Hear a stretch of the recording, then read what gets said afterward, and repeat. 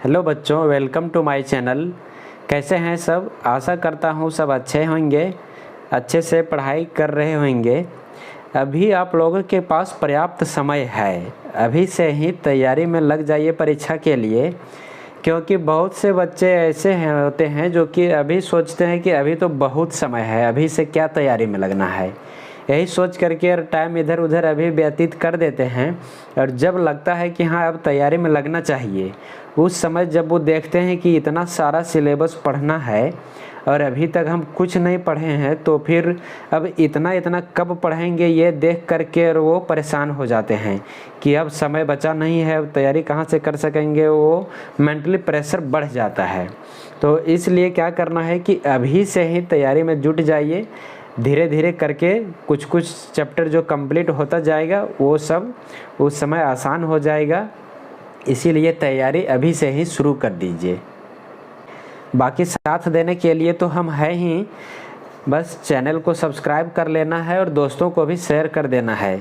जो भी important information रहेगा या तो फिर इम्पोर्टेंट क्वेश्चन रहेगा, वो सारा इस चैनल पर हम समय समय पर अपलोड करते रहेंगे। और अभी से लेकर एग्ज़ाम तक और एग्ज़ाम के बाद से रिजल्ट तक सारा इन्फॉर्मेशन इस चैनल के माध्यम से आप लोगों को मिलता रहेगा। तो चैनल को अगर नहीं सब्सक्राइब किए होंगे तो अभी सब्सक्राइब कर लें और बेल आइकन को भी प्रेस कर दें, ताकि जो भी वीडियो अपलोड करेंगे आप लोगों के लिए वो सारा तुरंत नोटिफिकेशन मिल जाए और दोस्तों को भी शेयर कर दें।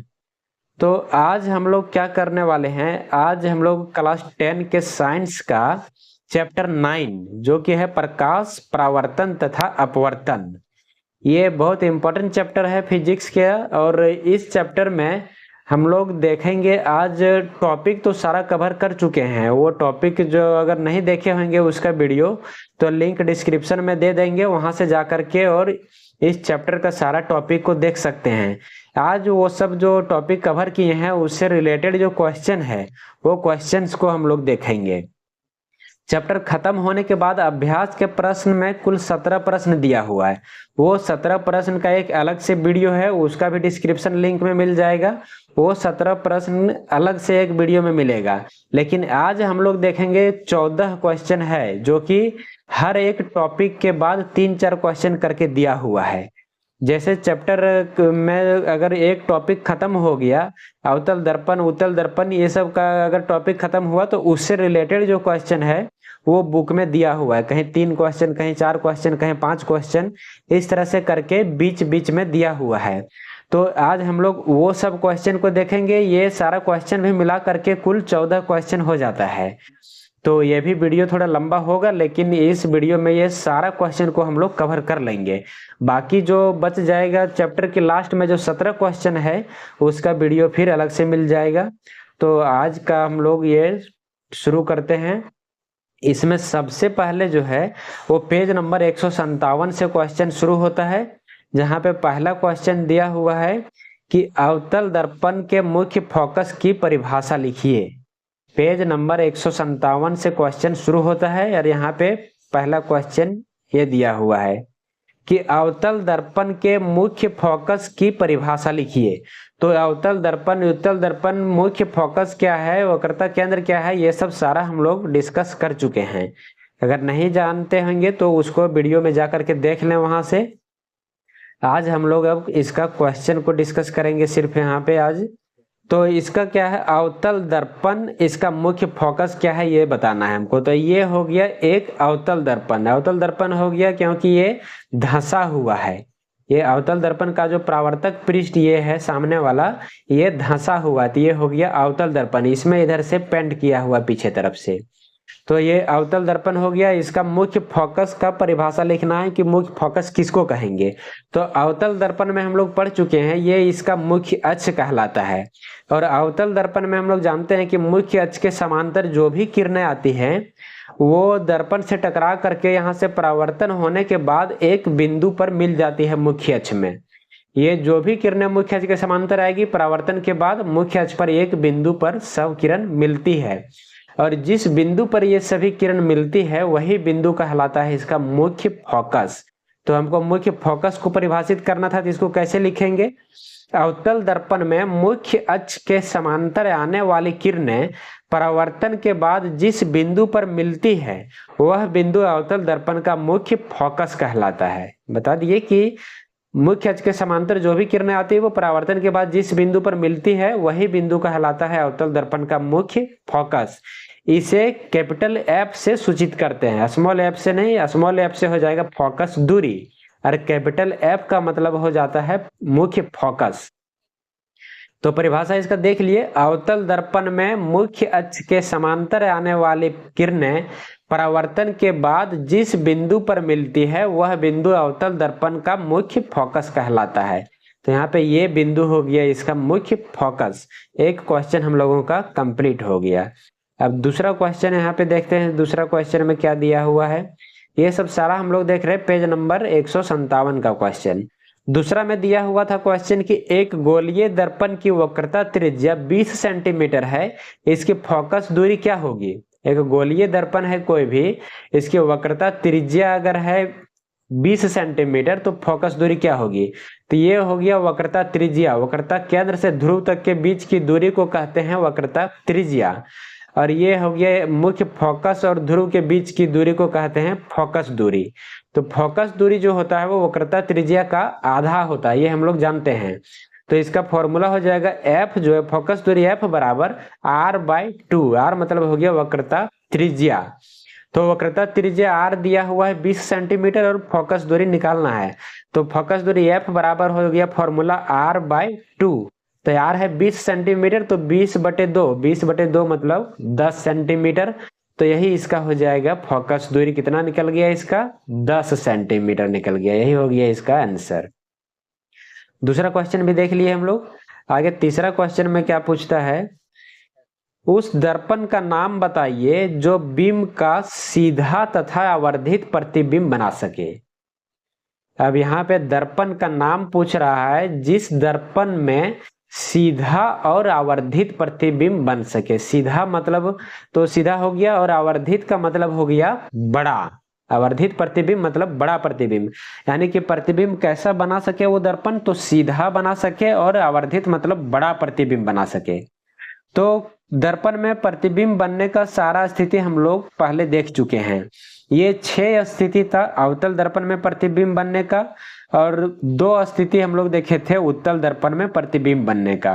उत्तल दर्पण में हम लोग देखे हैं कि जो भी प्रतिबिंब बनता है वो सभी काल्पनिक प्रतिबिंब सीधा होता है, मतलब उत्तल दर्पण में हमेशा सीधा प्रतिबिंब बनता है।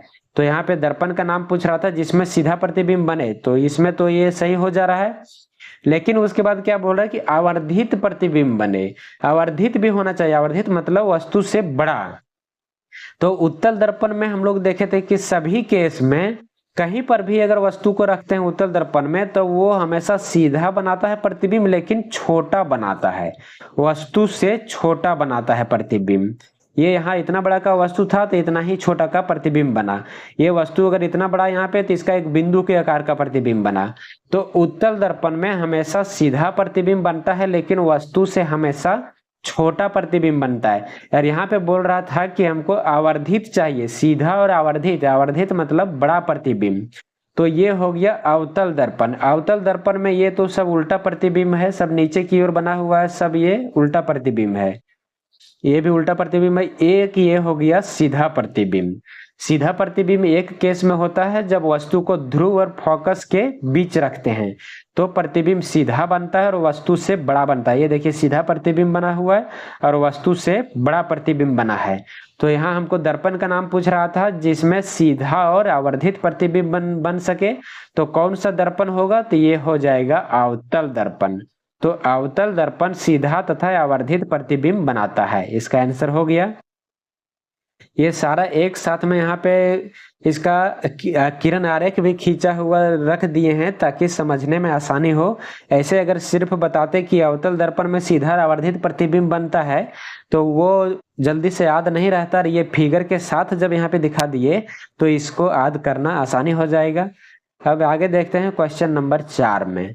यहाँ पे दिया हुआ है कि हम वाहनों में उत्तल दर्पण को पश्च दृश्य दर्पण के रूप में वरीयता क्यों देते हैं। मतलब वाहनों में जो उत्तल दर्पण को है हम लोग पश्च दृश्य दर्पण, पश्च दृश्य दर्पण का मतलब हो गया साइड मिरर, जो गाड़ी के किनारे में लगा हुआ रहता है, पीछे देखने के लिए दर्पण रहता है, वही हो गया साइड मिरर, जिसको हिंदी में कहते हैं पश्च दृश्य दर्पण। और एक होता है हेडलाइट और एक होता है साइड मिरर, दोनों अलग अलग है, दोनों में अलग अलग दर्पण यूज होता है, याद रखना है इसको। तो यहाँ पे साइड मिरर के बारे में पूछ रहा है कि पश्च दृश्य दर्पण में उत्तर दर्पण का उपयोग जो करते हैं, सो क्यों करते हैं, इसी का ही उपयोग। तो इसमें क्या होता है कि उत्तल दर्पण में हम लोग जानते हैं, अभी देखे थे कि उत्तल दर्पण में हमेशा काल्पनिक प्रतिबिंब बनता है, काल्पनिक प्रतिबिंब सीधा होता है और हमेशा वस्तु से छोटा प्रतिबिंब बनता है। अब साइड मिरर में जब उत्तल दर्पण को लगाएंगे तो उसमें हमेशा सीधा प्रतिबिंब बनेगा और वस्तु से छोटा प्रतिबिंब बनेगा। जब छोटा प्रतिबिंब अगर बनेगा तो अगर रोड पे बहुत बड़ा भी ट्रक मान लेते हैं कि अगर पीछे से आ रही है, तो दर्पण में जो है वो उसका छोटा प्रतिबिंब करके वो दर्पण हमको दिखा देगा कि पीछे ट्रक है। तो इसीलिए क्या होता है कि वो जब छोटा छोटा प्रतिबिंब बनता है तो पीछे बहुत सारा एरिया को वो कवर कर लेता है और ज्यादा एरिया का प्रतिबिंब उस दर्पण में हमको दिख पाता है। तो इसीलिए हम लोग साइड मिरर के रूप में उत्तल दर्पण को ही वरीयता देते हैं। अगर उत्तल दर्पण नहीं लगा करके अगर अवतल दर्पण लगा दें, तो अवतल दर्पण में अभी हम लोग देख चुके थे इससे पहले वाला क्वेश्चन में कि अवतल दर्पण में सिर्फ एक स्थिति में सीधा प्रतिबिंब बनता है, जब वस्तु को ध्रुव और फोकस के बीच में रखे थे, बाकी सभी स्थिति में वस्तु का उल्टा प्रतिबिंब बनता है। तो अगर वहां पे अवतल दर्पण लग जाएगा साइड मिरर में, तो जब वस्तु फोकस और ध्रुव के बीच में जब आएगी तभी उसका सीधा प्रतिबिंब बनेगा, और वो भी सो वस्तु से बड़ा प्रतिबिंब बन जाएगा उसका। बाकी सभी केस में जब वस्तु अगर दूर में रहेगी तो सभी केस में उसका उल्टा प्रतिबिंब बनेगा। तो हमको पीछे वाला दर्पण में देखने से उस तरह से असुविधा होगी, इसीलिए साइड मिरर में हमेशा उत्तल दर्पण का उपयोग किया जाता है। अब इसको लिखेंगे कैसे वो देख लीजिए। वाहन के पश्च दृश्य दर्पण मतलब साइड मिरर के रूप में उत्तल दर्पण का उपयोग इसलिए किया जाता है क्योंकि ये सदैव सीधा तथा छोटा प्रतिबिंब बनाता है। उत्तल दर्पण हमेशा सीधा और छोटा प्रतिबिंब बनाता है। बाहर की ओर वक्रित होने के कारण ये दर्पण जो उत्तल दर्पण है वो बाहर की ओर वक्रित रहता है, मतलब बाहर की ओर ये मुड़ा हुआ रहता है, टेढ़ा रहता है ऐसे। ये इसका हो गया सामने का फेस, ये हो गया सामने वाला। तो ये बाहर की ओर वक्रित होने के कारण इसका दृष्टि क्षेत्र भी बहुत अधिक होता है, जिससे ड्राइवर अपने पीछे के बहुत बड़े क्षेत्र को आसानी से देख पाता है। जिसका दृष्टि क्षेत्र ज्यादा रहता है, वस्तु का प्रतिबिंब छोटा दिखाता है तो बहुत सारा वस्तु का प्रतिबिंब को ये छोटा सा दर्पण में ही ये बना देता है। तो वही हो गया कि इसका दृष्टि क्षेत्र बहुत अधिक होता है, इससे ड्राइवर अपने पीछे के बहुत बड़े क्षेत्र को आसानी से देख पाता है। तो ये बहुत इंपॉर्टेंट क्वेश्चन है 4 नंबर का। ये चारों क्वेश्चन हो गया पेज नंबर 157 का। अब इसके बाद देखते हैं आगे कौन सा पेज में है क्वेश्चन, उसको हम लोग देखते हैं। अब अगला क्वेश्चन दिया हुआ पेज नंबर 160 में। यहाँ पे 2 प्रश्न दिया है। एक पहला है दिया हुआ, उस उत्तल दर्पण की फोकस दूरी ज्ञात कीजिए जिसकी वक्रता त्रिज्या 32 सेंटीमीटर है। मतलब एक उत्तल दर्पण है, उसकी फोकस दूरी निकालना है, उसकी वक्रता त्रिज्या है 32 सेंटीमीटर। इसमें दूसरा क्वेश्चन दिया है, कोई अवतल दर्पण आमने सामने 10 सेंटीमीटर की फोकस दूरी पर रखे किसी बिंब का 3 गुना आवर्धित मतलब बड़ा प्रतिबिंब बनाता है, तो प्रतिबिंब दर्पण से कितनी दूरी पर है। ये 2 क्वेश्चन दिया हुआ है पेज नंबर 160 में। तो ये दोनों का देखते हैं। पहला क्वेश्चन दिया है, उस उत्तल दर्पण की फोकस दूरी ज्ञात कीजिए जिसकी वक्रता त्रिज्या 32 सेंटीमीटर है। मतलब उत्तल दर्पण है और उसकी फोकस दूरी दिया हुआ है। तो यहाँ पे एक उत्तल दर्पण हम लोग बना लिए पहले। ये हो गया एक उत्तल दर्पण। उत्तल दर्पण कहते हैं जिसका, इसको याद रखने का सबसे आसान तरीका, उत्तल दर्पण कौन सा हो जाएगा, उत्तल दर्पण मतलब जो उठा हुआ रहेगा, ऊपर उठा हुआ रहेगा ये। तो इसका ये हो गया इधर से, इसमें फेस दिखेगा हमको इधर से, तो जिधर से फेस दिखेगा उधर ऊपर उठा हुआ है ये, तो ये हो गया उत्तल दर्पण। और इधर जिधर ये धंसा हुआ है उधर ये पेंट किया हुआ है, तो ये उत्तल दर्पण हो गया। अब उत्तल दर्पण की फोकस दूरी ज्ञात करना था और इसकी वक्रता त्रिज्या दिया हुआ था 32 सेंटीमीटर है। तो ये उत्तल दर्पण में हम लोग जानते हैं कि इसके फोकस दूरी जो है वो हो जाएगा, इसका निकालने के लिए हम लोग ये वक्रता त्रिज्या जब 32 सेंटीमीटर दिया हुआ है तो इसका R बराबर हो गया 32 सेंटीमीटर, और R जो है वो इसका हो जाएगा प्लस में। इसलिए प्लस में होगा कि क्योंकि उत्तल दर्पण में हम लोग जानते हैं कि मुख्य अक्ष के समांतर जो भी किरण आती है वो दर्पण से टकराने के बाद ये सब फैल जाती है। ये किरण जो भी किरण आएगी मुख्य अक्ष के समांतर वो ये सब फैल जाएगी, और इसको कल्पना करेंगे तो इस बिंदु से गुजरता हुआ प्रतीत होगा। तो ये हो जाता है इसका मुख्य फोकस। तो इसका फोकस जो है वो हो जाता है दाहिनी ओर में।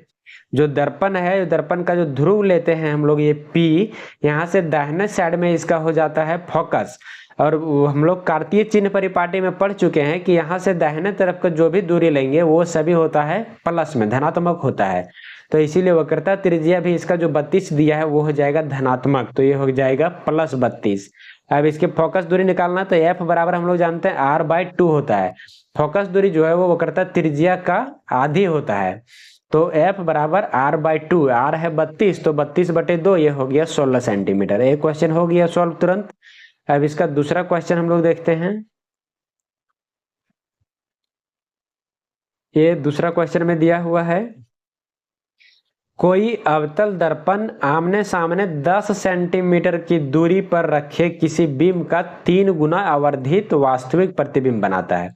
ये हो गया मेरा अवतल दर्पण। अवतल दर्पण, उत्तल दर्पण अभी बताए थे कि जिसका फेस जो है वो ऊपर उठा हुआ रहता है, तो जब अवतल है तो इसका फेस धंसा हुआ रहेगा। तो ये इधर धंसा हुआ है, ये साइड में ये पेंट किया हुआ, तो इधर से इसमें चेहरा दिखेगा।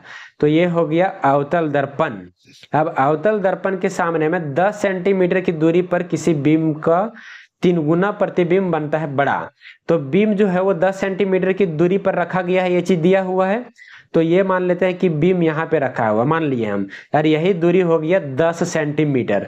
तो हम लोग जानते हैं कि बीम का जो दूरी रहता है, वस्तु का दूरी जो लेते हैं वो हमेशा माइनस में लेते हैं। क्यों? क्योंकि ये ध्रुव के हमेशा बाईं साइड में वस्तु को रखते हैं। यहाँ पर जब दर्पण जो रहेगा इसके बाईं ओर में हम लोग वस्तु को रखते हैं, और बाईं ओर जो है वो हम लोग ध्रुव से बाईं ओर हमेशा निगेटिव होता है। ये कार्तीय चिन्ह परिपाटी में हम लोग देख चुके हैं। ये ध्रुव से बाईं ओर का दूरी हम लोग माइनस में लेते हैं। तो यहाँ पे वस्तु को जानते हैं कि हमेशा बाईं ओर रखा जाता है, इसीलिए वस्तु की दूरी को हमेशा माइनस में ही लेना है, चाहे दर्पण में पढ़ रहे हो चाहे लेंस में पढ़ रहे हो, इसको याद रखना है। तो यहाँ पे u बराबर हो गया -10। यहाँ पे 10 सेंटीमीटर दिया हुआ था कि 10 सेंटीमीटर की दूरी पर वस्तु को रखा गया है, लेकिन इसको हम u बराबर लिखेंगे -10, क्योंकि वस्तु की दूरी हमेशा होता है ऋणात्मक। तो ये u हो गया -10। और क्या दिया हुआ था? इस वस्तु का 3 गुना आवर्धित प्रतिबिंब बनता है। आवर्धित मतलब बड़ा प्रतिबिंब बनता है। तो ये जो 3 गुना दिया हुआ ये हो गया इसका आवर्धन। आवर्धन भी हम लोग देख चुके हैं, पढ़ रहे थे उस समय। तो आवर्धन हो गया इसका 3 गुना, मतलब 3 हो गया इसका आवर्धन। आवर्धन को m से डिनोट करते हैं, तो m बराबर हो जाएगा 3। अब ये माइनस क्यों लगा दिए हैं ये चीज समझिए। यहाँ पे ये 3 गुना आवर्धित, आवर्धित मतलब बड़ा, तो 3 गुना बड़ा प्रतिबिंब बनता है। तो इसका मतलब m हो गया 3। अब वो प्लस लेंगे कि माइनस, वो इस बात पे डिपेंड करता है कि प्रतिबिंब जो है वो वास्तविक प्रतिबिंब बन रहा है या काल्पनिक प्रतिबिंब बन रहा है। क्योंकि हम लोग जानते हैं वास्तविक प्रतिबिंब उल्टा होता है और काल्पनिक प्रतिबिंब सीधा होता है। तो यहाँ पे दिया है कि वास्तविक प्रतिबिंब बनता है। वास्तविक प्रतिबिंब बना रहा है ये लेंस। तो जब वास्तविक प्रतिबिंब बनाता है तो वास्तविक प्रतिबिंब मतलब हो गया उल्टा। उल्टा का मतलब हो गया कि वस्तु को जब इधर ऊपर की ओर, मुख्य अक्ष से ऊपर की ओर रखे हैं तो प्रतिबिंब इसका नीचे की ओर बन रहा है। बड़ा तो बन रहा है लेकिन उल्टा बन रहा है, मतलब नीचे की ओर बन रहा है। और हम लोग कार्तीय चिन्ह परिपाटी से जानते हैं कि बिंब की ऊंचाई जो रहता है वो हमेशा ऊपर की ओर लेते हैं, तो ये हमें ये हो जाएगा प्लस में। और प्रतिबिंब जो चुकी हुई है वहां पे वास्तविक प्रतिबिंब बन रहा है, मतलब उल्टा प्रतिबिंब बन रहा है, यानी कि मुख्य अक्ष से नीचे बन रहा है प्रतिबिंब। बड़ा है लेकिन उल्टा है, मतलब मुख्य अक्ष के नीचे में है प्रतिबिंब बन रहा है। तो जब नीचे प्रतिबिंब बन रहा है तो उल्टा प्रतिबिंब, तो ये हो जाएगा नीचे की ओर हम लोग माइनस लेते हैं। कार्तीय चिन्ह परिपाटी से सब कुछ ये हम लोग पढ़ चुके हैं कि ऊपर की ओर धनात्मक, नीचे ऋणात्मक, दाएं ओर धनात्मक, बाएं ओर ऋणात्मक। तो यहाँ वास्तविक प्रतिबिंब हो गया, मतलब उल्टा प्रतिबिंब है, और जब उल्टा है तो यहाँ पे लेंगे इसको हम -5, तो m बराबर हो जाएगा -5। मेन ये दोनों चीज जब जो दिया हुआ था 10 और 3, ये दोनों ही यहाँ पे माइनस में हो जाएगा, इस बात को मेन ध्यान में रखना है। अब निकालना क्या है हमको, प्रतिबिंब दर्पण से कितनी दूरी पर है। प्रतिबिंब जो 3 गुना बड़ा बन रहा है वो दर्पण से कितनी दूरी पर बन रहा है। वस्तु का दूरी दिया था कि वस्तु को 10 सेंटीमीटर दूरी पर रखे हैं, तो प्रतिबिंब 3 गुना जो बड़ा बन रहा है वो कितनी दूरी पर बन रहा है, ये हमको निकालना है। मतलब प्रतिबिंब की दूरी को भी कहते हैं और बिंब की दूरी मतलब वस्तु की दूरी को u कहते हैं। तो u हो गया -10, m हो गया आवर्धन -3, तो v कितना है, प्रतिबिंब की दूरी हमको निकालना है। तो आवर्धन का हम लोग फॉर्मूला जानते हैं, आवर्धन में पढ़े हैं कि अगर प्रतिबिंब की ऊंचाई और बिंब की ऊंचाई दिया रहता है तो आवर्धन का क्या फॉर्मूला होता है, ये हम लोग देख चुके हैं। तो अगर उसको नहीं देखे होंगे वीडियो तो जा करके वहां से देख सकते हैं। और यहाँ पे चूंकि प्रतिबिंब और बिंब की दूरी से मतलब है, आवर्धन का 2 फॉर्मूला होता है, प्रतिबिंब और बिंब की दूरी से भी रिलेटेड फॉर्मूला होता है और प्रतिबिंब और बिंब की ऊंचाई से भी रिलेटेड फॉर्मूला होता है। इसीलिए बताइए कि अगर टॉपिक नहीं देखे होंगे तो फिर समझने में थोड़ा दिक्कत होगा, इसलिए क्वेश्चन को सॉल्व करने से पहले वो टॉपिक को भी जरूर देख लें, उसका भी लिंक डिस्क्रिप्शन में मिल जाएगा। अगर वीडियो अच्छा लग रहा होगा तो सब्सक्राइब भी जरूर कर लें, सब्सक्राइब करने में कंजूसी नहीं करें। तो अब ये यहाँ पे प्रतिबिंब और बिंब की दूरी से हमको मतलब है, तो आवर्धन का फॉर्मूला हम लगाएंगे प्रतिबिंब और बिंब की दूरी वाला। तो प्रतिबिंब और बिंब की दूरी से रिलेटेड आवर्धन का फॉर्मूला होता है, आवर्धन m बराबर -v/u। -v का मतलब हो गया v यानी कि प्रतिबिंब की दूरी, यानी कि माइनस प्रतिबिंब की दूरी बटे बिंब की दूरी। तो यहाँ पे आवर्धन दिया हुआ है -3, तो यहाँ पे आवर्धन की जगह पे -3 रख दिए। v तो हमको निकालना है, तो -v का यहाँ पे -v रह गया, और u जो है वस्तु की दूरी वो दिया हुआ 10 सेंटीमीटर दूरी पे रखा गया था, और वस्तु की दूरी हमेशा ऋणात्मक होता है, तो u हो गया यहाँ पे -10। अब ये माइनस और माइनस कट गया, तो यहाँ पे अब इसको क्रॉस मल्टीप्लीकेशन कर देंगे, तो v जो है यहाँ पे कुछ नहीं, मतलब नीचे 1 है, v को 1 से मल्टीप्लाई करेंगे तो v हो गया, और ये -3 को 10 से मल्टीप्लाई करेंगे तो ये हो जाएगा -30, मतलब v का मान आ गया -30, और ये सेंटीमीटर में था दूरी, तो ये -30 सेंटीमीटर हो गया। तो प्रतिबिंब की दूरी कितना निकल गया, v निकल गया -30 सेंटीमीटर। तो अब यहाँ पे क्या लिखेंगे कि प्रतिबिंब दर्पण के सामने 30 सेंटीमीटर दूरी पर बनता है। अब ये देख रहे होंगे कि यहाँ -30 सेंटीमीटर आया हुआ है, और यहाँ हम बोल रहे हैं कि 30 सेंटीमीटर की दूरी पर बनता है। तो इसका ये यहाँ पे माइनस नहीं लिखे, ऐसा क्यों, ये देखिए, इसको इसलिए हम माइनस नहीं लिखे कि हम माइनस के ही बदले लिख दिए यहाँ पे दर्पण के सामने। जहाँ पे दिया हुआ था मेरा कि दर्पण कैसा है, तो अवतल दर्पण है। जब ये अवतल दर्पण है तो इसका सामने ये भाग हो गया और ये भाग हो गया पीछे वाला। तो जब यहाँ प्रतिबिंब की दूरी माइनस में आया हुआ है, इसका मतलब माइनस जो है वो हम लोग यहाँ से बाईं ओर लेते हैं, दाईं ओर इधर सब प्लस में हो जाएगा, तो इधर हो माइनस में आया है, इसका मतलब यहाँ से वस्तु को प्रतिबिंब जो है वो इस तरफ बन रहा है। तो ये जो साइड है ये है दर्पण का सामने वाला भाग, और ये है पीछे वाला। तो इसी हम लिख दिए यहाँ पे प्रतिबिंब दर्पण के सामने 30 सेंटीमीटर की दूरी पर बनता है। तो ये समझ में हमको लगता है कि आ गया होगा अच्छे से। अब ये दोनों क्वेश्चन सॉल्व हो गया, पेज नंबर 160 का था ये क्वेश्चन। अब अगला क्वेश्चन हम लोग देखते हैं कि कौन सा पेज में दिया हुआ है। अगला क्वेश्चन देखिए पेज नंबर 165 में दिया हुआ है। 165 में यहाँ पे कुल 5 क्वेश्चन दिया हुआ है। अब ये पांचों क्वेश्चन को हम लोग देखेंगे एक एक करके। इसमें पहला क्वेश्चन है कि वायु में गमन करती प्रकाश की एक किरण जल में तिरछी प्रवेश करती है। वायु में गमन कर रही थी प्रकाश की किरण, और वो तिरछा जो है जल में प्रवेश कर रही जा करके। क्या प्रकाश किरण अभिलंब की ओर झुकेगी अथवा अभिलंब से दूर हटेगी, बताइए क्यों। ये अपवर्तन से रिलेटेड वाला हो गया।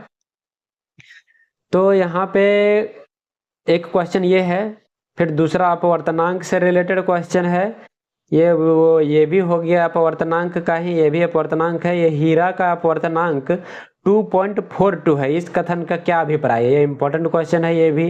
ये इसमें सारा ये 3 क्वेश्चन इंपॉर्टेंट है, पहला, दूसरा और ये 5वां नंबर। तो ये सब 5 क्वेश्चन को हम लोग एक एक करके देखते हैं। पहला क्वेश्चन सबसे पहले दिया हुआ था यहाँ पे, उसको ले आए हम लोग। अब पहला में दिया हुआ यहाँ पे कि वायु में गमन करती प्रकाश की एक किरण जल में तिरछी प्रवेश करती है। वायु में प्रकाश की किरण जो वो गमन कर रही थी, अब वो तिरछे प्रवेश कर रही है जल में। तो जब जल में प्रवेश करती है तो क्या प्रकाश किरण अभिलंब की ओर झुकेगी अथवा अभिलंब से दूर हटेगी? बताइए क्यों? तो इसको हम लोग प्रकाश का अपवर्तन में अच्छी तरह से देख चुके हैं, फिर भी यहाँ पर हम फिर से समझा दे रहे हैं एक बार। ये जो है कि प्रकाश की किरण वायु से प्रवेश कर रही है जल में।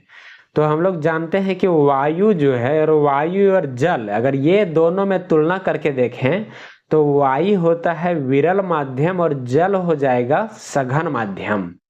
तो वायु विरल माध्यम हो गया, जल हो गया सघन माध्यम। तो यहाँ पे विरल माध्यम से सघन माध्यम में प्रकाश की किरण प्रवेश कर रही है। तो अपवर्तन में हम लोग पढ़े थे कि जब प्रकाश की किरण विरल माध्यम से सघन माध्यम में प्रवेश करती है तो यह अभिलंब की ओर झुक जाती है। विरल माध्यम से सघन माध्यम में प्रवेश करती है तो अभिलंब की ओर झुक जाती है, और वही चीज अगर सघन माध्यम से जब विरल माध्यम में प्रवेश करती है तो अभिलंब से दूर हट जाती है। तो यहाँ पे क्या है, यहाँ पे दिया हुआ है कि वायु से जल में प्रवेश कर रही है। तो वायु हो गया विरल माध्यम और जल हो गया सघन माध्यम। तो जब विरल माध्यम से सघन माध्यम में प्रवेश करती है तो यह अभिलंब की ओर झुक जाती है। तो यहाँ पे पूछा था कि प्रकाश की किरण अभिलंब की ओर झुकेगी अथवा अभिलंब से दूर हटेगी? बताइए क्यों? तो प्रकाश किरण अभिलंब की ओर झुकेगी। यहाँ पे देख लिए हम लोग कि जब विरल से सघन में प्रवेश करती है तो अभिलंब की ओर झुकेगी। तो इसका आंसर हो गया प्रकाश किरण अभिलंब की ओर झुकेगी। अब बताइए क्यों? तो उसका आंसर हो जाएगा क्योंकि वायु विरल माध्यम है और जल सघन माध्यम है। वायु विरल माध्यम है, जल सघन माध्यम है, और प्रकाश किरण विरल माध्यम से सघन माध्यम में जाती है तो अभिलंब की ओर झुक जाती है। जब विरल से सघन में जाती है तो अभिलंब की ओर झुक जाती है।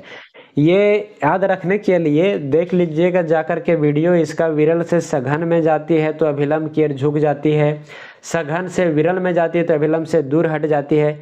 इसका एक बहुत अच्छा ट्रिक से बताए हुए हैं याद रखने के लिए कि कब ये अभिलंब की ओर झुकेगी और कब अभिलंब से दूर हटती है। इसका सांप का एक एग्जाम्पल दे करके और बताए हैं ट्रिक के साथ। वो एग्जाम्पल के साथ जब एक बार वीडियो देख लीजिएगा तो इसको कभी नहीं भूलिएगा कि कब अभिलंब की ओर झुकेगी और कब अभिलंब से दूर हटेगी। तो ये ट्रिक के साथ इसको याद रखना बहुत आसान हो जाएगा।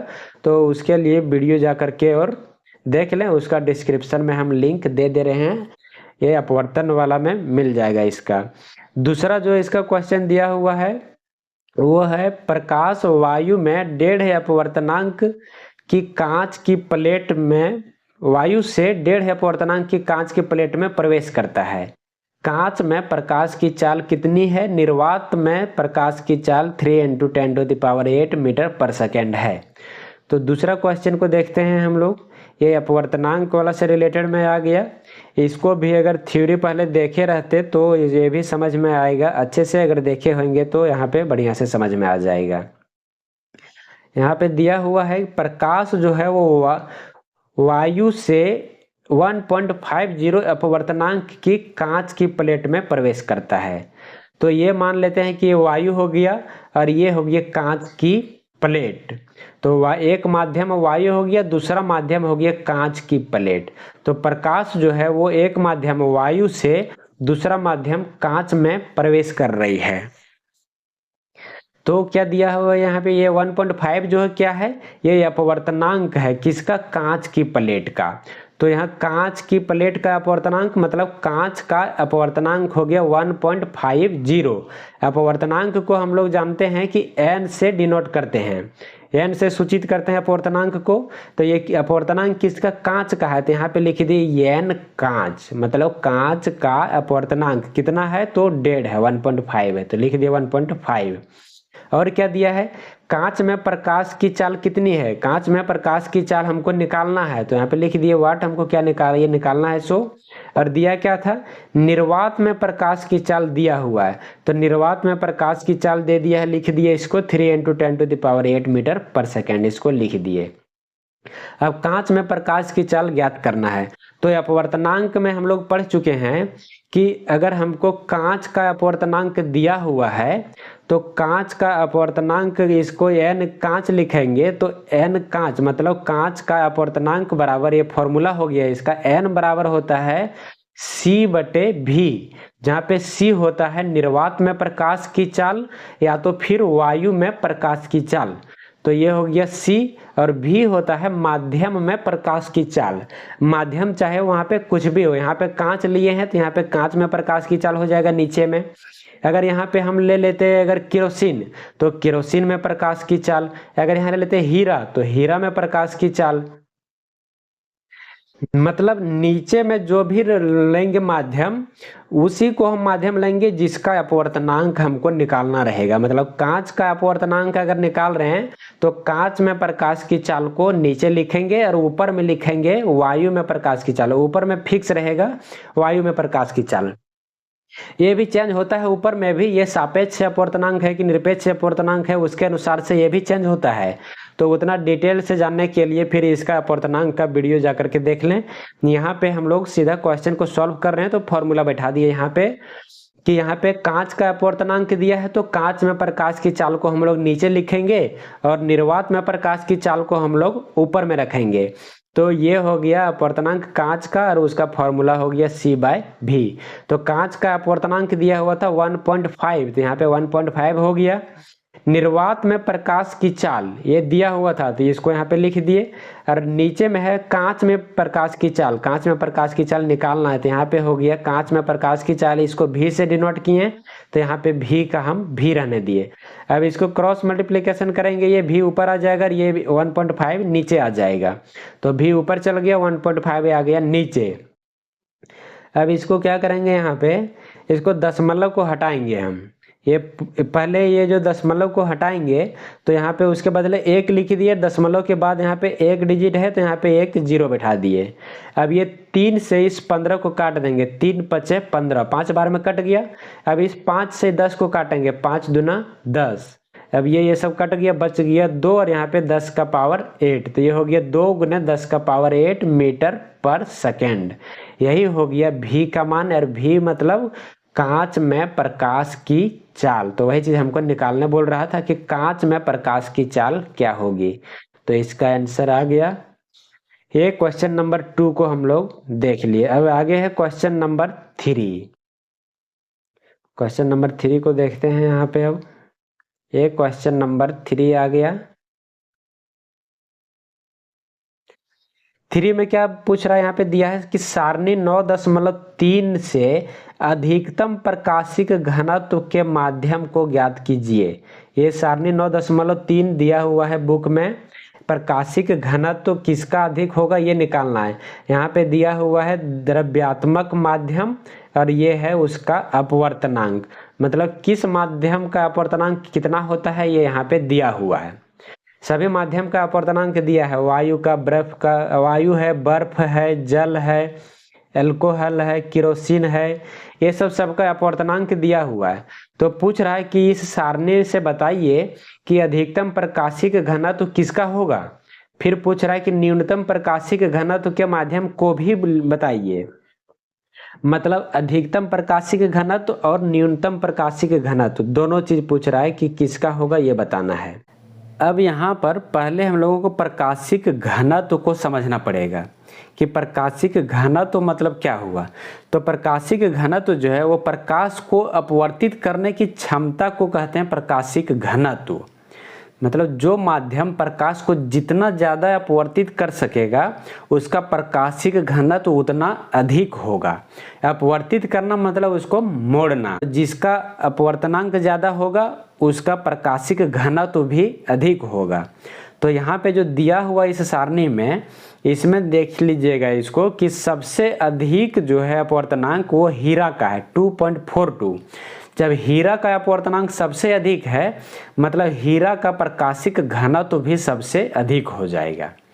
और सबसे कम अपवर्तनांक भी प्रकाशिक घनत्व भी पूछ रहा था किसका होगा, तो जिसका अपवर्तनांक सबसे कम है उसी का प्रकाशिक घनत्व भी सबसे कम होगा। तो वायु का अपवर्तनांक सबसे कम है 1.003। तो जब वायु का अपवर्तनांक कम है तो वायु का ही प्रकाशिक घनत्व भी सबसे कम होगा। तो ये तीसरा क्वेश्चन भी हो गया कंप्लीट। अब आगे देखते हैं क्वेश्चन नंबर 4 को। इसमें पूछ रहा है, यहाँ पर दिया है कि आपको केरोसिन, तारपीन का तेल तथा जल दिए गए हैं। इनमें से किसमें प्रकाश सबसे अधिक तीव्र गति से चलता है। ये तीनों में प्रकाश सबसे ज़्यादा तेज गति से किसमें चलेगा। एक पहला दिया है केरोसिन, फिर तारपीन का तेल और अगला फिर दिया हुआ है जल। तो प्रकाश किरण सबसे अधिक किसमें चलेगी ये हमको बताना है। प्रकाश की गति सबसे ज़्यादा किसमें होगी।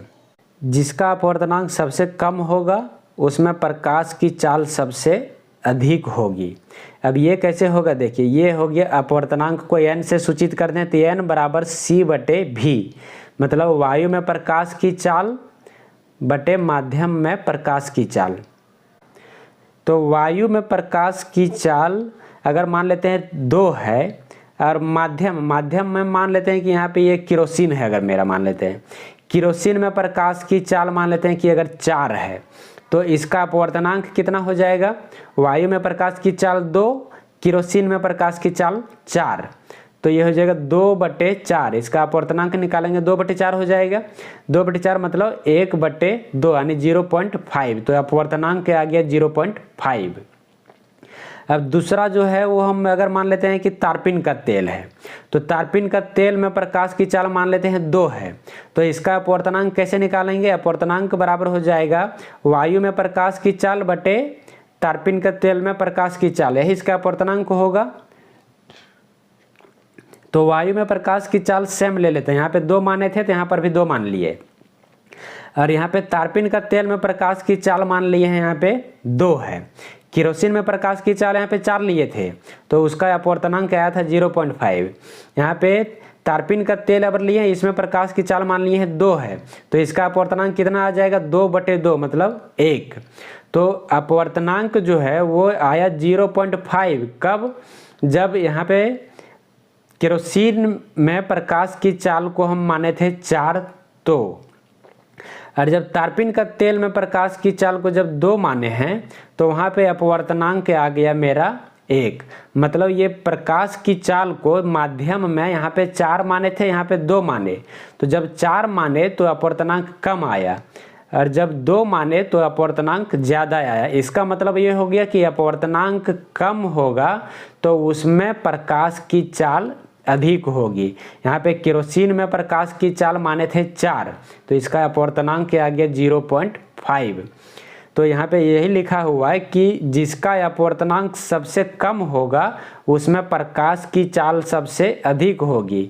देख लिए यहाँ पे, जैसे यहाँ पे इसका अपवर्तनांक ये केरोसिन माने थे हम, केरोसिन का अपवर्तनांक आया है कम, तो ये केरोसिन में प्रकाश की चाल है 4 मतलब अधिक है, और ये तारपीन का तेल में अपवर्तनांक इसका ज़्यादा है तो इसमें प्रकाश की चाल है इससे कम। इसमें प्रकाश की चाल 4 माने थे, यहाँ पे प्रकाश की चाल 2 माने थे। तो वही हो गया कि जिसका अपवर्तनांक कम होगा उसमें प्रकाश की चाल अधिक होगी। अपवर्तनांक ये कम है तो यहाँ पे प्रकाश की चाल अधिक है, अगर अपवर्तनांक ज़्यादा रहेगा तो उसमें प्रकाश की चाल कम हो जाएगी। तो यहाँ पे ये तीनों ऑप्शन दिया हुआ है कि तीनों में से किसमें प्रकाश की चाल सबसे अधिक होगी, तो जिसका अपवर्तनांक ये तीनों में से कम होगा उसी में प्रकाश की चाल अधिक होगी। तो ये तीनों का अपवर्तनांक यहाँ पे लिख दिए। इसमें सबसे कम अपवर्तनांक 1.33 है जल का। इसका मतलब जल में ही प्रकाश की चाल सबसे अधिक होगी ये तीनों के अपेक्षा। ये तीनों में तुलना करेंगे तो जल में प्रकाश की चाल सबसे अधिक होगी क्योंकि उसका अपवर्तनांक कम है। तो ये 4 क्वेश्चन हम लोगों का कंप्लीट हो गया। अब एक अंतिम बचा हुआ जो कि ये इम्पोर्टेंट क्वेश्चन है, क्वेश्चन नंबर 5। इसके बाद फिर अगला पेज वाला क्वेश्चन को हम लोग देखेंगे। तो इसमें 5 क्वेश्चन यहाँ पे दिया हुआ था, ये 5 में से ये अंतिम 5वां क्वेश्चन देख रहे हैं। इसका ये 5वां दिया है कि हीरे का अपवर्तनांक 2.42 है, इस कथन का क्या अभिप्राय है। ये इंपॉर्टेंट क्वेश्चन है थोड़ा। तो ये हीरे का अपवर्तनांक हम लोग जानते हैं कि 2.42 है। याद भी रखना है, इसको कभी पूछ भी दे सकता है कहीं ऑब्जेक्टिव में कि हीरा का अपवर्तनांक कितना होता है, पूछा भी है कभी। तो ये हीरे का अपवर्तनांक 2.42 है, इस कथन का क्या अभिप्राय है। तो इसको हम लोग कैसे लिखेंगे कि हीरे का अपवर्तनांक दे दिया है 2.42। अब अपवर्तनांक का फॉर्मूला हम लोग जानते हैं n बराबर c/v, जहाँ पे n मतलब हो गया अपवर्तनांक, c मतलब हो गया वायु में प्रकाश की चाल और v मतलब हो गया माध्यम में प्रकाश की चाल। माध्यम मतलब जिसका अपवर्तनांक है, यहाँ पे जिसका अपवर्तनांक ले रहे हैं वही माध्यम नीचे में रहेगा। जैसे यहाँ पे हम अगर अपवर्तनांक के जगह पे हीरे का अपवर्तनांक ले रहे हैं तो हीरे में प्रकाश की चाल हो जाएगा नीचे में और ऊपर में हो जाएगा वायु में प्रकाश की चाल। तो हीरे का अपवर्तनांक निकालना है रहेगा हमको, तो इसका फॉर्मूला हो जाएगा हीरे का अपवर्तनांक बराबर वायु में प्रकाश की चाल बटे हीरे में प्रकाश की चाल। तो यहाँ पे हीरे का अपवर्तनांक दे दिया है 2.42, यहाँ पे रख दिए उसके जगह पे। इधर वायु में प्रकाश की चाल का वायु में प्रकाश की चाल, नीचे हीरे में प्रकाश की चाल रहने दिए। इसको जब क्रॉस मल्टीप्लिकेशन करेंगे तो ये वायु में प्रकाश की चाल बराबर हो जाएगा 2.42 इंटू हीरे में प्रकाश की चाल। ये 2.42 इंटू हीरे में प्रकाश की चाल। इसको सिर्फ क्रॉस मल्टीप्लिकेशन किए हैं, कुछ नहीं किए हैं। यहाँ पे नीचे कुछ नहीं, मतलब यहाँ 1 मान लेंगे, 1 से इसको मल्टीप्लाई करेंगे तो ये वही रह जाएगा वायु में प्रकाश की चाल, और इधर ये दोनों गुना हो गया 2.42 इंटू हीरे में प्रकाश की चाल। अब इसी से हम लिखेंगे कि इसका क्या अभिप्राय है, तो यहीं से लिखेंगे। यहाँ से क्या हम लोग देख रहे हैं, हम लोग देख रहे हैं कि हीरे का अपवर्तनांक 2.42 है। इससे यह अभिप्राय है कि वायु में प्रकाश की चाल जो है वो हीरे में प्रकाश की चाल के 2.42 गुना है। वायु में प्रकाश की चाल बराबर हीरे में प्रकाश की चाल का 2.42 गुना है। तो जो यहाँ पे देख रहे हैं वही चीज़ सिर्फ यहाँ पे लिख देना है कि वायु में प्रकाश की चाल हीरे में प्रकाश की चाल का 2.42 गुना है। बस यही अभिप्राय निकल रहा है इस कथन से। तो इस तरह से ये 5 क्वेश्चन यहाँ का भी हो गया हम लोगों का कंप्लीट। अब देखते हैं अगला पेज नंबर कहाँ पे है, कौन सा क्वेश्चन दिया हुआ है। तो अगला क्वेश्चन अब दिया हुआ है पेज नंबर 174 में, और यही यहाँ पे 3 क्वेश्चन दिया है। यही तीनों क्वेश्चन अब अंतिम क्वेश्चन है। इसके बाद से शुरू हो जाता है अभ्यास वाला प्रश्न, जो कि उसमें कुल 17 क्वेश्चन दिया हुआ है और वो अब चैप्टर यहीं पे ख़त्म होता है। तो वो 17 क्वेश्चन का वीडियो अलग से फिर मिल जाएगा एक जगह, वहाँ पे क्वेश्चन नंबर 1 से 17 तक सारा वीडियो रहेगा, उसमें सारा क्वेश्चन उसमें मिल जाएगा। उस 17 क्वेश्चन में से ऑब्जेक्टिव भी है, सब्जेक्टिव भी है और न्यूमेरिकल भी है। न्यूमेरिकल क्वेश्चन उस 17 क्वेश्चन में शामिल है। न्यूमेरिकल मतलब हो गया अंकिक प्रश्न जो दिया हुआ है, जैसे कि किसी लेंस की फोकस दूरी 10 सेंटीमीटर है, इसमें 12 सेंटीमीटर दूरी पे वस्तु रखा गया है, तो प्रतिबिंब कहाँ बनेगा। इस तरह का जो क्वेश्चन है ये भी उसमें दिया हुआ है। तो ये सारा का 1 से 17 तक का सॉल्यूशन सारा उस वीडियो में मिल जाएगा। अब अभी जो आज हम लोग 14 क्वेश्चन का देख रहे थे, वो 14 क्वेश्चन में से अब ये 3 क्वेश्चन अंतिम बचा हुआ है। अब इसको हम लोग देखते हैं आज। यहाँ पे पहला क्वेश्चन दिया है कि किसी लेंस की एक डायोप्टर क्षमता को परिभाषित कीजिए। ये भी इम्पोर्टेंट क्वेश्चन है और प्रोजेक्ट रेल टेस्ट वाला में ये क्वेश्चन को पूछ भी चुका है। किसी लेंस की एक डायोप्टर क्षमता को परिभाषित कीजिए। लेंस की क्षमता 1 डायोप्टर है, इसका मतलब क्या है। तो इसको हम लोग लिखेंगे किसी लेंस की 1 डायोप्टर क्षमता है, इसका तात्पर्य है कि लेंस की फोकस दूरी 1 मीटर है। क्यों ऐसा लिखेंगे क्योंकि हम लोग लेंस की क्षमता में पढ़ चुके हैं, लेंस की क्षमता को P से डिनोट करते हैं और P बराबर होता है 1/f, फॉर्मूला होता है ये P बराबर, लेंस की क्षमता P बराबर 1/, फोकस दूरी। और लेंस की क्षमता का मात्रक डायोप्टर होता है, जहाँ पर कि फोकस दूरी को हम लोग मीटर में लिए हुए रहते हैं। तो यहाँ पे एक लेंस की क्षमता जो है वो 1 डायोप्टर है। तो ये 1 डायोप्टर जो क्षमता है वो कब आएगा, जब हम फोकस दूरी को अगर 1 मीटर ले लें। अगर फोकस दूरी को 1 मीटर ले लेंगे तो लेंस की क्षमता P बराबर हो जाएगा 1/1। 1/1 मतलब 1 आ जाएगा, यानी कि 1 डायोप्टर आ गया लेंस की क्षमता। कब, जब इसकी फोकस दूरी को हम लिए थे 1 मीटर। तो वही चीज़ यहाँ पे लिखे, किसी लेंस की 1 डायोप्टर क्षमता है, इसका तात्पर्य है कि लेंस की फोकस दूरी 1 मीटर है। बस यही हो गया इसका आंसर। ये मीटर नीचे में है, जब ऊपर जाएगा तो यहाँ पे इसका पावर -1 हो जाएगा। तो ये हो गया इसका, लेंस की क्षमता 1 डायोप्टर है, इसको परिभाषित करने के लिए आएगा। तो बस इतना सा लिख देना है। इसमें दूसरा क्वेश्चन दिया हुआ है कि कोई उत्तल लेंस किसी सुई का वास्तविक तथा उल्टा प्रतिबिंब उस लेंस से 50 सेंटीमीटर दूर बनाता है। एक उत्तल लेंस है जो किसी सुई का वास्तविक और उल्टा प्रतिबिंब बना रहा है और लेंस से 50 सेंटीमीटर दूर बना रहा है प्रतिबिंब को। यह सुई उत्तल लेंस के सामने कहाँ रखी है, मतलब वस्तु की दूरी यानी कि बीम की दूरी, मतलब U हमको निकालना है। प्रतिबिंब की दूरी दे दिया है 50 सेंटीमीटर। यदि इसका प्रतिबिंब उसी साइज का बन रहा है जिस साइज का बीम है। एक चीज़ और यहाँ पे दे दिया है कि प्रतिबिंब जो है वो जितना बड़ा बीम है उतना ही बड़ा इसका प्रतिबिंब बन रहा है, ये चीज़ दिया हुआ है। तो लेंस की क्षमता भी ज्ञात कीजिए। तो इसको हम लोग शुरू करते हैं, यहाँ पे देखते हैं कैसे इसको सॉल्व करेंगे। सो ये हो गया क्वेश्चन नंबर 2 का सॉल्यूशन। इसमें हम लोग एक एक करके अच्छे से समझ लेंगे। यहाँ पे बहुत समझने वाली बात दिया है। सबसे पहले है कि कोई उत्तल लेंस किसी सुई का वास्तविक और उल्टा प्रतिबिंब लेंस से 50 सेंटीमीटर दूर बनाता है। तो ये मान लेते हैं उत्तल लेंस हो गया, और उत्तल लेंस में इसका प्रतिबिंब जो है वो 50 सेंटीमीटर की दूरी पे बन रहा है। एक चीज़ और दिया हुआ था यहाँ पे कि इसका जो प्रतिबिंब है वो उसी साइज का बन रहा है जिस साइज का बीम है, मतलब जितना बड़ा वस्तु है उतना ही बड़ा प्रतिबिंब है। तो ये कब इस तरह का होता है वो देख लीजिए। यहाँ उत्तल लेंस में किसी वस्तु का वास्तविक, उल्टा तथा वस्तु के समान साइज का प्रतिबिंब तब बनता है जब वस्तु 2f1 पर रखी हो। ये चीज़ हम लोग लेंस में किरण आरेख खींचने के टाइम में देख चुके हैं कि जितना बड़ा वस्तु है उतना ही बड़ा प्रतिबिंब, समान साइज का प्रतिबिंब वास्तविक और उल्टा कब बनता है, जब वस्तु को 2f1 पर रखे हों। अगर वस्तु 2f1 पर रखेंगे तो जितना बड़ा वस्तु है उतना ही बड़ा प्रतिबिंब बनेगा 2f2 पर। दर्पण के केस में भी हम लोग देख चुके थे, जब वक्रता केंद्र पर रखे थे तो जितना बड़ा वस्तु था उतना ही बड़ा का प्रतिबिंब बना था, वास्तविक और उल्टा, मतलब समान साइज का बना था। तो वैसे ही यहाँ पे दर्पण में वक्रता केंद्र था, वैसे ही यहाँ पे इसका 2f1 हो गया वक्रता केंद्र। तो जब इसका 2f1 पर रखेंगे तभी इसका प्रतिबिंब समान साइज का बनेगा। और यहाँ पे जब दे दिया है कि समान साइज का बन रहा है तो इसका मतलब इसका प्रतिबिंब जो है वो 2f2 पर बनेगा और वस्तु रहेगा 2f1 पर। ये चीज़ हमारा इस पॉइंट से निकल रहा है।